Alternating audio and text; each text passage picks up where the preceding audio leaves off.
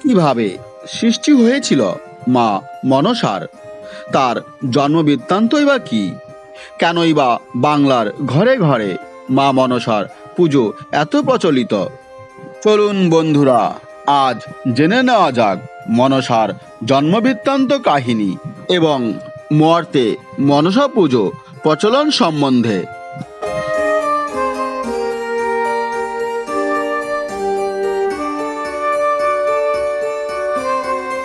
আজ শ্রাবণ মাসের শেষ দিন। আজ বাঙালির প্রতিটি ঘরে ঘরে মনসা পুজো অনুষ্ঠিত হয়। কেন মা মনসাকে দীর্ঘদিন ধরে বাঙালি সমাজে দেবী হিসাবে পুজো করা হয়, তার পিছনে রয়েছে নানান পৌরাণিক কাহিনী।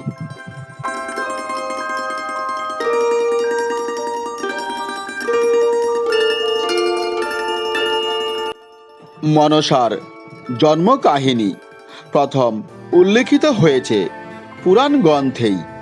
মঙ্গল কাব্যে তাকে শিবের কন্যা বলা হলেও পুরাণ অনুসারে তিনি ছিলেন ঋষি কশ্যপের কন্যা।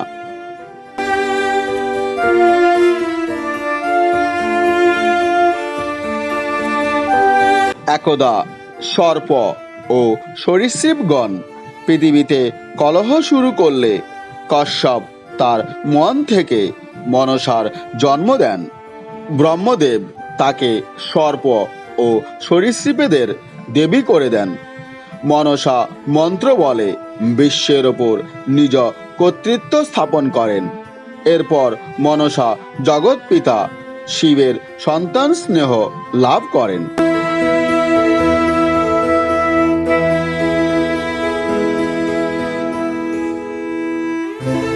কশ্যপ জগৎকারুর সঙ্গে মনসার বিবাহ দেন।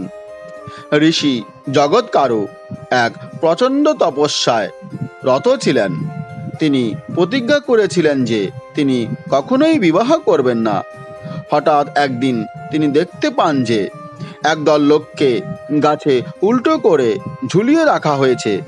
এরা ছিল তারই পূর্বপুরুষ। তাদের সন্তানেরা তাদের শ্রাদ্ধাদি সম্পূর্ণ না করায় তাদের এই দুঃখজনক অবস্থা হয়েছিল।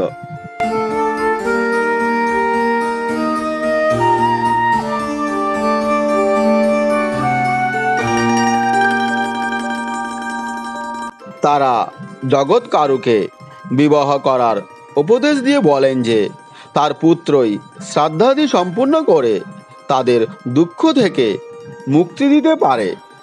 এরপর বাসকী জগৎকারুর সঙ্গে নিজ ভগিনী মনসার বিবাহ দেন। আস্তিক নামে তাদের একটি পুত্র সন্তান হয়। এই আস্তিকেই তার পূর্বপুরুষদের মুক্তি প্রদান করেন। রাজা জনমেজয় সর্পজাতির বিনাশার্থে সর্পনিধন যজ্ঞ শুরু করলে আস্তিকই নাগেদের রক্ষা করেন।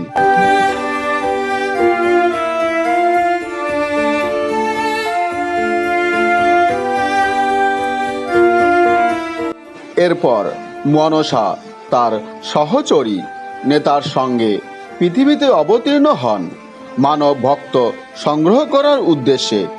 প্রথম দিকে লোকেরা তাকে ব্যঙ্গ করে, কিন্তু যারা তাকে পুজো করতে অস্বীকার করেন তাদের চরম দুরবস্থা সৃষ্টি করে তাদের কাছ থেকে পুজো আদায় করতেন।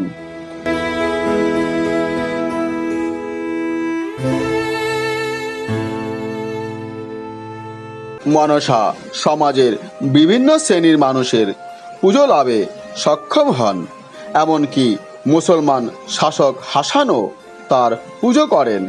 কিন্তু শিব ও চণ্ডীর পরম ভক্ত চাঁদ সদাগর তার পুজো করতে অস্বীকার করেন। চাঁদের পুজো আদায়ের জন্য মনসা চাঁদের 6 পুত্রকে হত্যা করেন এবং তাকে নিঃস্ব করে দেন।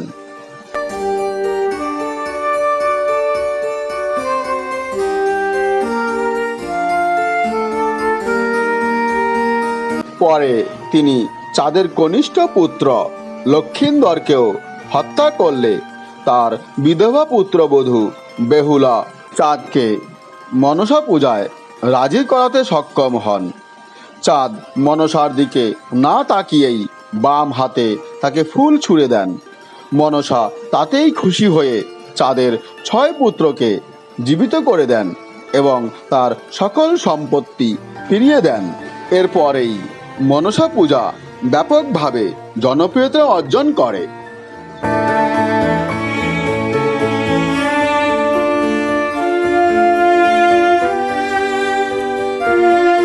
হ্যালো ফ্রেন্ডস, মনসা দেবী কে ছিলেন এবং মর্তে কিভাবে তার পুজো ব্যাপকভাবে প্রচলন হলো, এই সংক্রান্ত ভিডিওটি আপনাদের কেমন লেগেছে?